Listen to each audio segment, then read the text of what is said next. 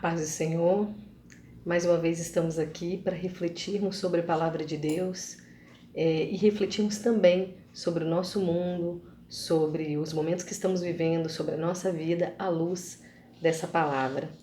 Meu nome é Carla Monteiro e estou aqui com você em nome de Jesus. Amém? Vamos juntos? Hoje nós vamos refletir sobre o Salmo 18, versos 1 a 3.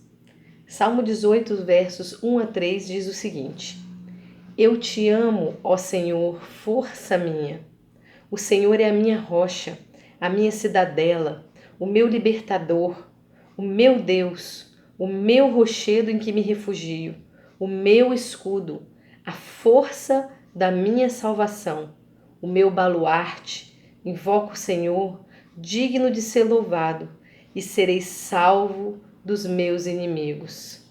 Amém. Glória a Deus. Esse é um salmo de Davi, né? Davi foi um rei muito importante na Bíblia e, acima de tudo, um homem segundo o coração de Deus, diz a palavra, né? E vamos ver aqui o salmista Davi compara a Deus nesse salmo, nessa oração, nessa linda mensagem dele. Ele compara Deus a uma rocha. Ele compara Deus à força. Ele compara Deus a uma cidadela. Antigamente as cidades eram fortificadas, né? Elas tinham muros ao redor, elas eram construídas muitas vezes em altos montes. Ele também compara Deus a um libertador, a um rochedo, a um refúgio, a um escudo, a um baluarte, ou seja, uma fortaleza inabalável, a um lugar seguro. Então, meus amigos, tudo isso aqui, rocha, força, cidadela, libertador, rochedo, refúgio, escudo, baluarte, remete a uma coisa: proteção. O salmista está dizendo: Deus é a minha proteção. Neste momento que estamos vivendo um momento de pandemia, muitos de nós temos estado preocupados, até mesmo desesperados, em busca de proteção, em busca de um lugar seguro. E o que eu quero dizer para mim mesmo, relembrar para mim e dizer para você nessa noite, meu irmão, minha irmã, é que Deus é este lugar seguro. A gente pode procurar e até achar que está encontrando ou encontrar lugares aparentemente seguros, né?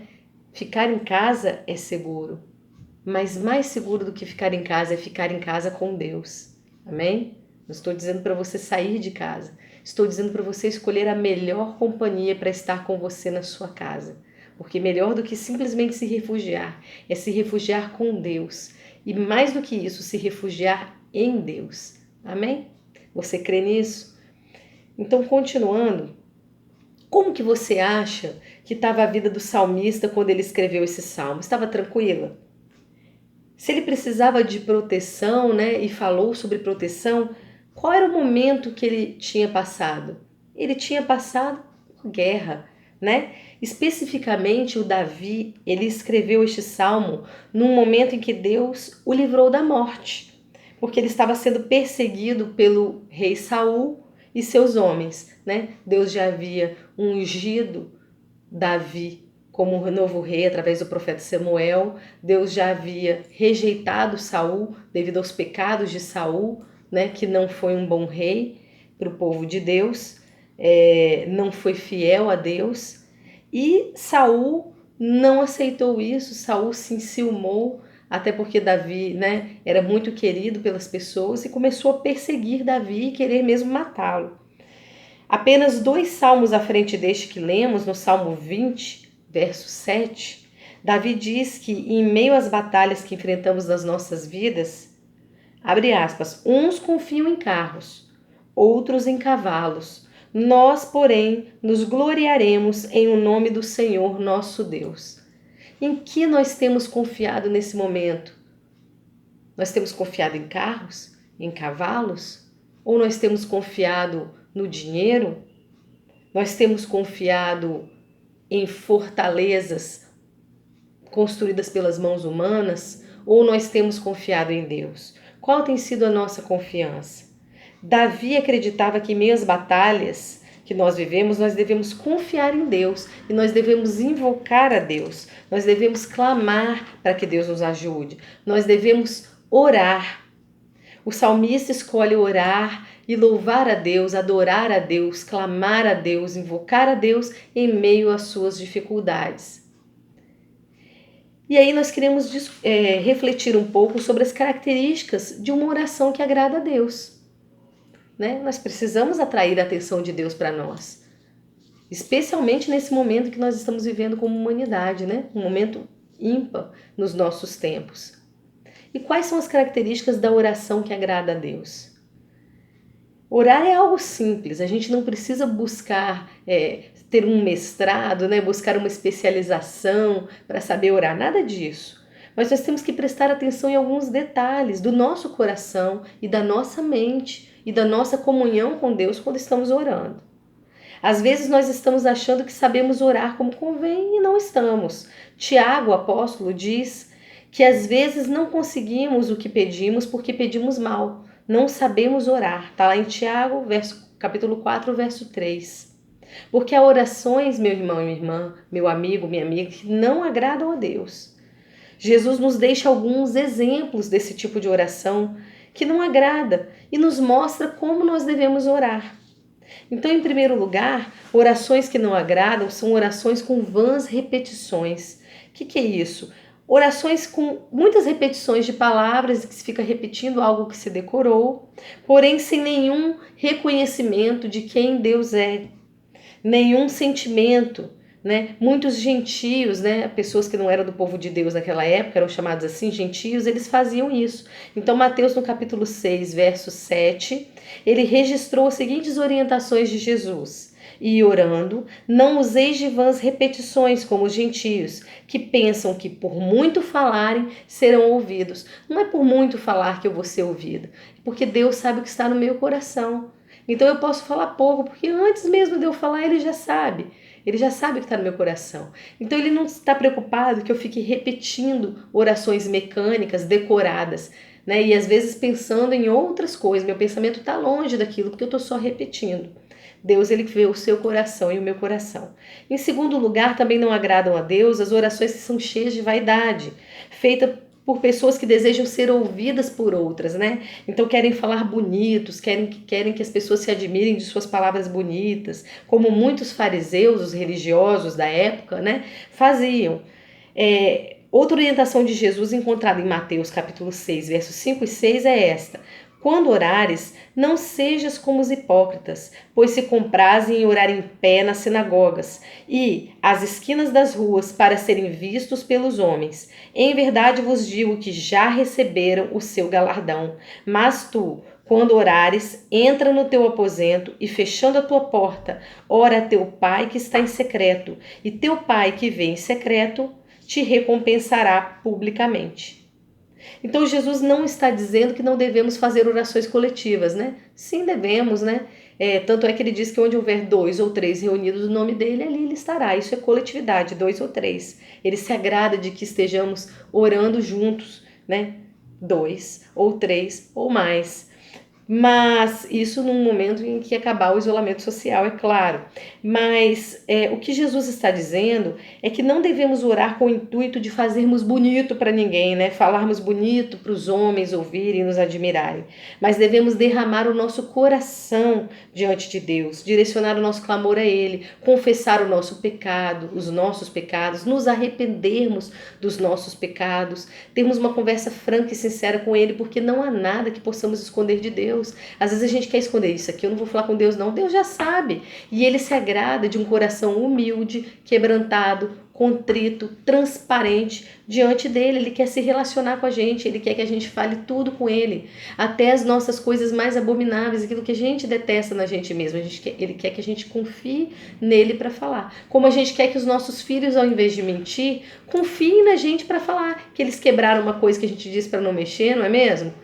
Que eles fizeram uma coisa errada, porque pela cara deles a gente já sabe. Mas a gente quer que eles confiem na gente a ponto de virem até nós e nos confessarem e falarem. Isso é um relacionamento saudável e é o relacionamento que Deus busca conosco também, porque Ele é nosso Pai. Se você crê em Jesus como seu único e suficiente Senhor e Salvador, Deus é seu Pai. Em terceiro lugar, orações sem humildade e sem quebrantamento. Então, quando a pessoa chega diante de Deus se achando, né? Ah, Senhor, eu sou justo, eu sou ungido, né? Mesmo que não fale isso para Deus, né, diretamente, mas a pessoa sente assim, se sente assim, e Deus vê esse coração também, sabe? Então, vemos um exemplo relatado por Cristo em Lucas, capítulo 18, verso 10 a 14. Dois homens subiram ao templo para orar, um fariseu e outro publicano.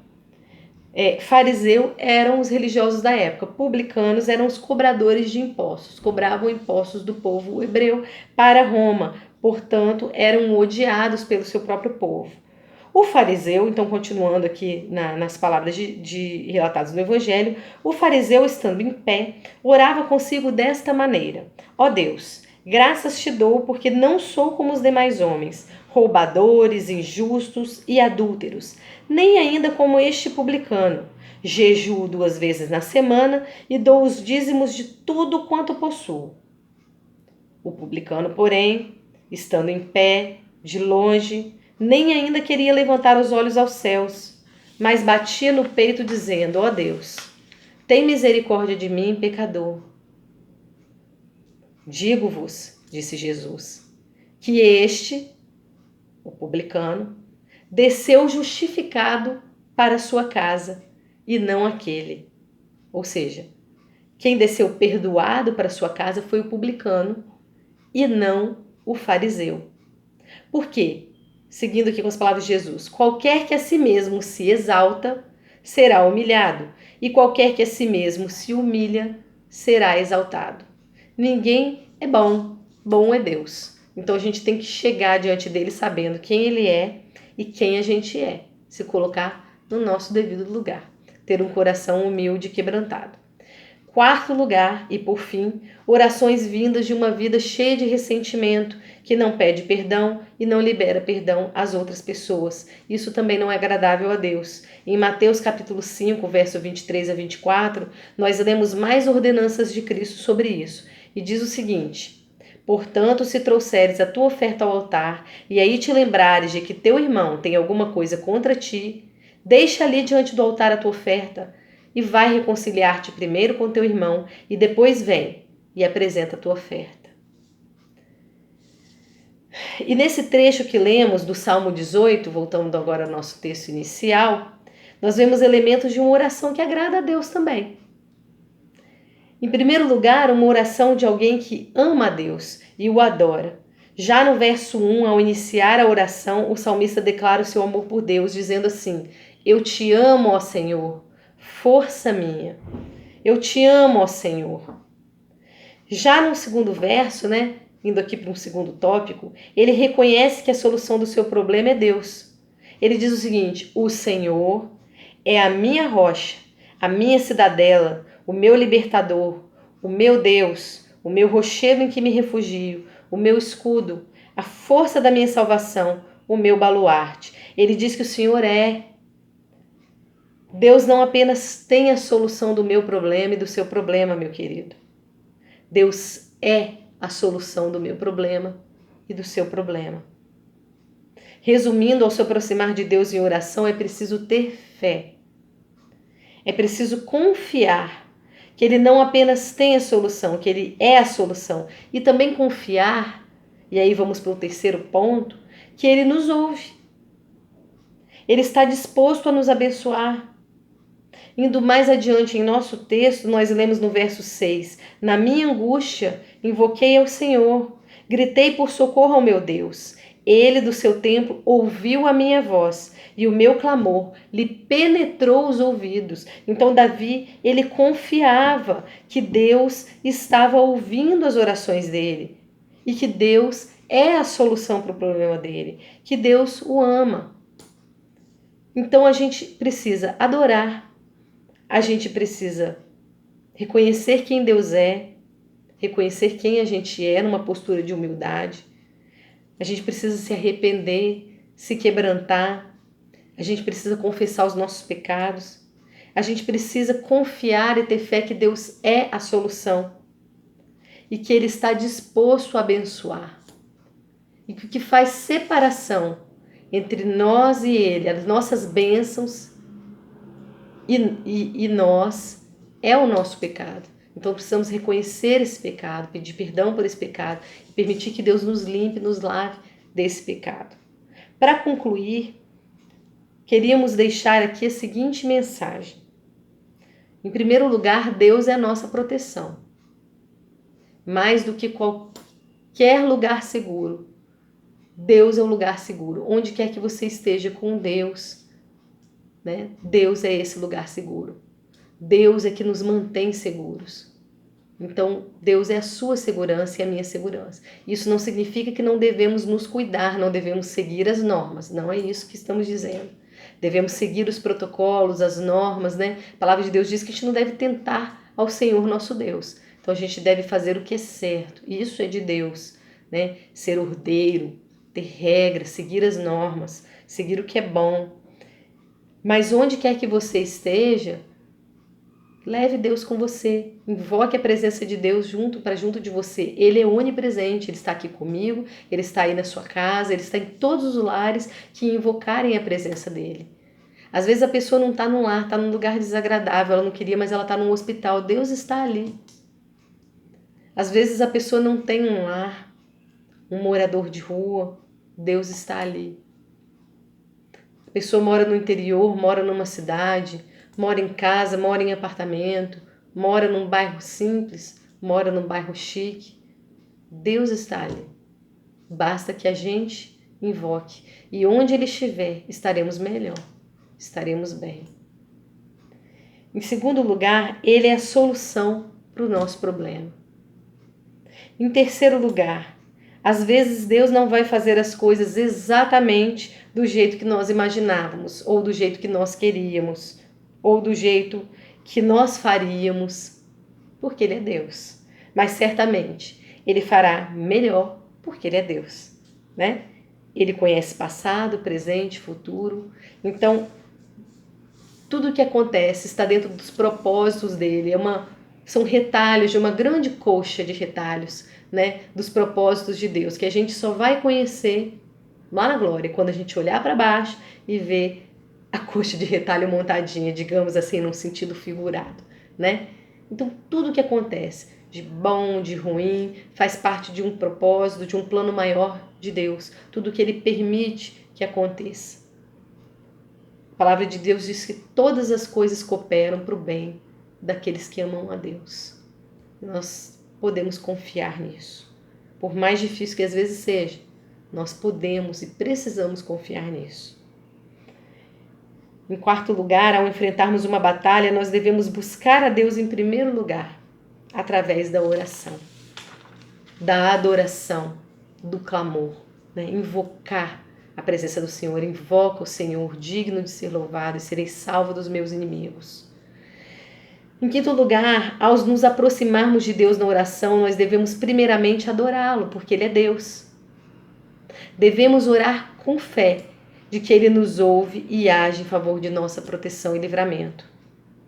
E também, um outro ponto, ao falarmos com Deus, nós não devemos ficar repetindo palavras vazias ou pensando na beleza das palavras que estamos usando para agradar a outros ouvintes. Nem mesmo porque a gente acha às vezes que Deus precisa de palavras muito bonitas. Não, Ele quer a sinceridade do seu coração e do meu coração. Então nós devemos derramar o nosso coração, a nossa alma diante de Deus. E para isso é preciso ter um coração quebrantado, humilde, sabendo que nós somos pecadores e carecemos de graça e misericórdia. E para concluir, assim como nós carecemos de misericórdia, nós devemos lembrar das pessoas que também carecem de misericórdia, da nossa misericórdia, de perdoá-las, né? Perdoar aqueles que nos fizeram mal, pedir perdão àqueles com os quais nós falhamos, nós fizemos mal. E quanto a nós, né? Quais têm sido as nossas batalhas hoje? Acho que uma batalha comum é o Covid-19, né? E a quem eu e você temos confiado a nossa proteção? Reflete sobre isso. A quem você tem confiado a sua proteção? Nós temos confiado que nossa proteção está no dinheiro? né? Nós temos confiado que nossa proteção está num determinado emprego, em alguém da nossa família, em nós mesmos, numa determinada construção física, humana, né? Em que nós temos confiado a nossa proteção? Devemos usar o álcool em gel, devemos usar sabonete à vontade, toda a proteção possível. Mas acima dessas coisas, acima de estar fechado em casa, usando todo o paramento necessário quando saímos, máscara, acima disso tudo, para além dessas coisas humanas, onde está a sua proteção? Em quem está a sua proteção? A quem você tem confiado a sua proteção? E eu faço essas perguntas também para mim. Quando nos vemos em perigo ou em dificuldade, qual tem sido a nossa reação? Qual tem sido a minha reação e a sua reação? Acreditamos que podemos fazer orações que agradam a Deus? Sim, são simples. Deus não pede muito. Deus pede o seu coração. E com ele toda a sua sinceridade, e todo o seu amor, e a sua adoração, e a sua entrega. Amém? Então, nesse momento, nós vamos fazer uma oração, crendo que Deus ele vai ouvir a nossa oração e vai responder a nossa oração. Amém? Feche os seus olhos. Senhor, eu quero orar nesse momento pela minha vida, pela vida da minha família, dos meus filhos, do meu marido, que são seus, Senhor. São seus filhos, é sua família. E quero orar também pela vida e pela família dessa pessoa, dessas pessoas que estão agora comigo em oração. Abençoa, Senhor. Protege. O Senhor é a nossa proteção. O Senhor é a nossa cidadela. A palavra de Deus, a tua palavra diz que se o Senhor não edificar a casa, em vão trabalham aqueles que edificam. Edifica a nossa casa, Senhor. Protege a nossa casa. Edifica, Deus, o nosso corpo e protege o nosso corpo, essa morada, onde o meu espírito habita, Senhor. Onde o espírito da pessoa que está me ouvindo habita. Senhor, abençoa. Abençoa as nossas vidas e a cada um. O Senhor conhece, Deus, os nossos medos. O Senhor conhece, Deus, a pequenez da nossa fé. O Senhor conhece, Senhor, as nossas lutas. Nós não podemos mentir ao Senhor e dizer que em situações como essa nos sentimos super-homens ou mulheres maravilhas, porque não é assim que nós nos sentimos. Nós nos sentimos sim fragilizados, com medo, tristes, ansiosos, angustiados por tantas vezes. Mas nós sabemos que o Senhor está acima de todas essas coisas. Que o Senhor está no controle de tudo isso. E nós te entregamos, Senhor, esses sentimentos e essas sensações, na certeza de que recebemos em troca do Senhor a tua paz, que excede todo o entendimento, e a tua proteção, meu Deus. Por isso, assim nós oramos, em nome de Jesus. Amém. Fique na paz do Senhor Jesus, meu irmão, minha irmã, meu amigo e minha amiga. Um abraço. Até a próxima, se Deus quiser.